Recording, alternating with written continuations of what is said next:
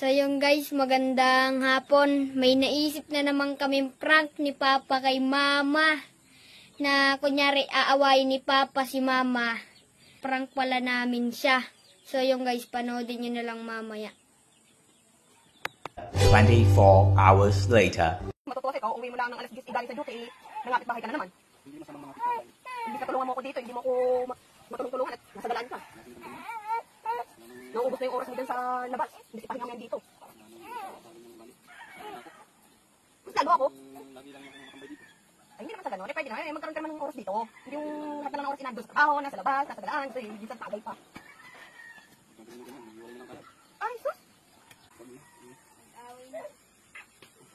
It's a prank! Prank nyo. Binibiro ko lang, oh. Ay, walang biro-biro sa akin. Ganun lang din naman, eh. Pumatay na lang ako. Ha? Magpakamatay? Magpatuloy nga hindi mo kaya, magpakamatay pa? Kabidyo na, oh. Bidyo mo siniseryoso, oh. Ah, bahala ka dyan. Hindi ako nakikipagbiroan sa'yo. Kabidyo ito, eh. Prank lang yun, eh. Siniseryoso.